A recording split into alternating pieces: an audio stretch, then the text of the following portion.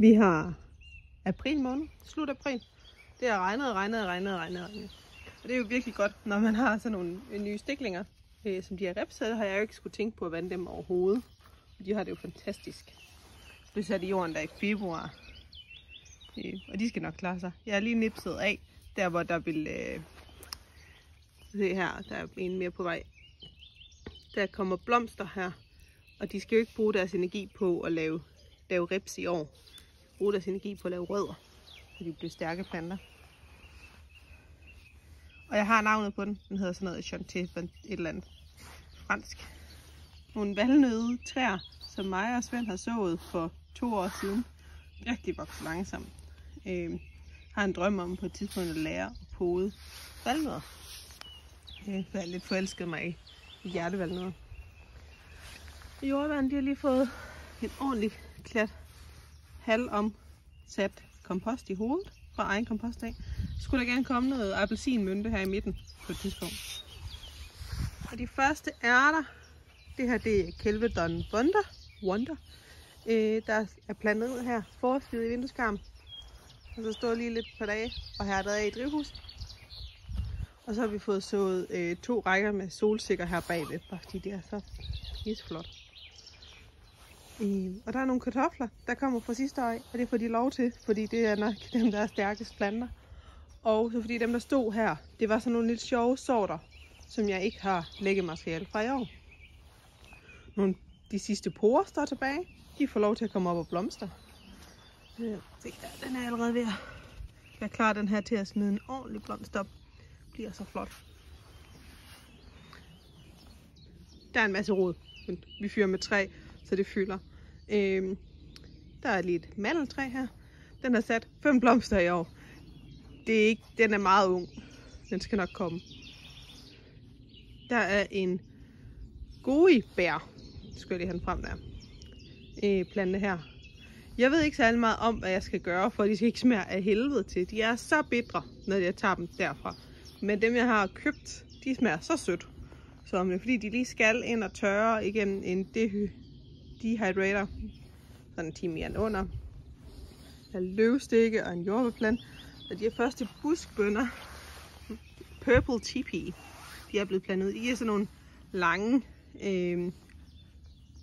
lilla buskbønner, ligesom grønne bønner, du kan købe på frost. Og nogle asparges. Små bitte asparges er på vej op. Det er i princippet første år, vi kan høste af den her plante. Der er kun 2 planter her. De er sået sådan lidt lemfældigt. Men de får lov til bare at samle kræfter. Ja. Det her, det er enten alien hair, en blomst, eller så er det æstetisk rød hvidløg. Jeg så dem begge 2 her. Jeg kan ikke huske, jeg har ikke fået sat skilt. Det er virkelig min største fejl, det er at jeg ikke får sat skilte. Så er der kartofler, jeg selv har sat.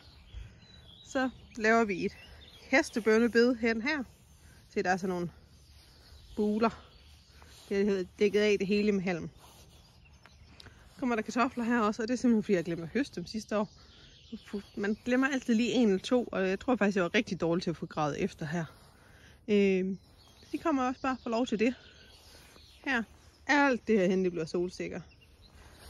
Og så kommer der sukkerærter her, dem kan jeg ikke huske navnet på. Og så har vi nogle hvide repsbuske. Det er ikke de samme repsbuske som dem derhen. De er hvide bær, og det er børnenes yndlings. Og fordi der står 2, så er det jo en garage, hvis man spørger min søn. Og et stort æbletræ, som Mads engang kom til at fælde, fordi han troede bare, at det var et almindeligt træ, som han ikke havde interesse i.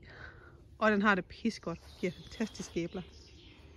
Og jeg har podet en af dem der. Det er derfor den står her. Så jeg har ikke fået sat skilt på endnu. Så det er lige en husker. Så har vi en, en laurbær. Og vi har en rosmarin. Og de her 2 store krukker, de har stået inde i drivhuset hele vinteren. De har fået lidt vand en gang imellem, når der ikke var frost. Og det har de gjort 2 vintre nu. Og næste vinter bliver de plantet ud på en sydvendt væg. Og så håber jeg, at de kan overleve. store flotte rabarberbed. Elsker at prale med mine rabarber. Fordi de er bare, altså, de har det bare pissegodt. Og den her, den synes, den har det så godt ved at sætte blomster. Det skal den bare have lov til. Der er nogle små, der er ikke noget af det her, der har navn på. Sort navn på. Men vi tror, at det her det er vinrabarber, og så er der en gammeldags rabarber derhenne.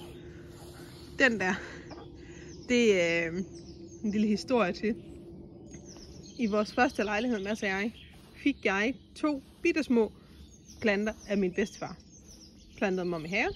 Mads kørte dem over med havetraktoren. Og jeg troede egentlig, de var gået til. Så derude og gå efter en dag, så var der sådan nogle bittesmå rabarberplanter. Jeg gravede dem pænt op og satte i en krukke, og de kom med og stod i krukke i et par år.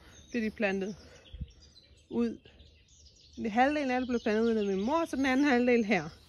Dem her, de har det skide godt. De er flere omgange har jeg gravet op af her og plantet med min mor igen. Og min svende har nogle af dem. Og min bedstefar, han er jo desværre længe død. Så sådan lidt det bedstefars rabarber. Min mor, hun blev ved med at få dem slået ihjel. De har det skide godt her. Og det her, det er så nok min rabarber.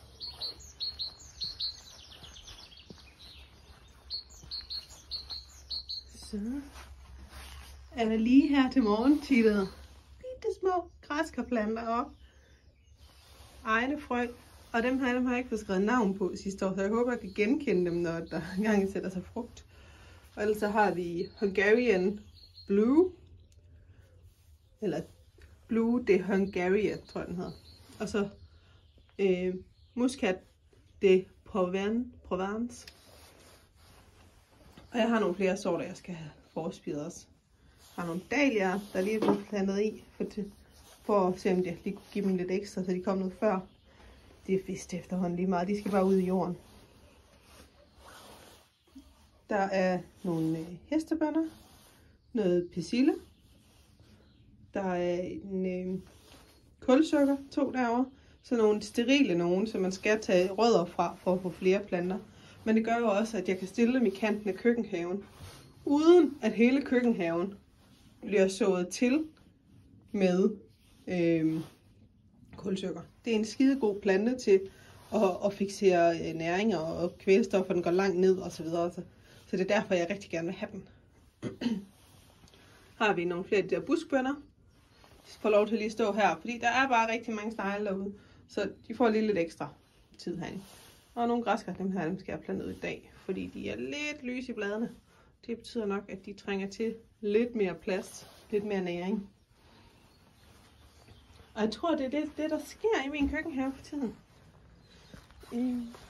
Heroppe i vores højbede, som efterhånden er ved at være helt rådne, og også en midlertidig ordning, jeg lovede Mads. Der er en masse hvidløg, jeg glemte at få hivet op sidste år, så de får lov til at blive stående. Jeg har ikke sået nogen som helst hvidløg i år. Af den simple grund, at vi er ved at sælge vores hus. Og det er sådan lidt mærkeligt, fordi selvfølgelig er det fedt, at vi får det nye hus, vi har købt og har overtaget, og er i gang med at lave en lille have deroppe. Men det her, det er jo også et sted, vi har lagt rigtig meget tid og kærlighed i. Så det bliver vemodigt at sige farvel. Og så håber vi, at det bliver nogen, der kommer til at holde af stedet lige så meget, som vi har gjort. Fordi det her, det er vores første rigtige have, og vores første rigtige hus. Og det her, børn har lært at gå og kravle, og ja, nu skal vi derop og lave en masse nye minder. Det bliver også godt.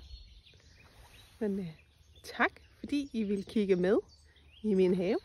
Jeg ved ikke, om I kan se det herovre bagved. Derovre. Der er kirsebærne også sprunget ud. Den står sådan godt i læ derovre, så den kommer lige lidt før. Tak, fordi I kiggede med.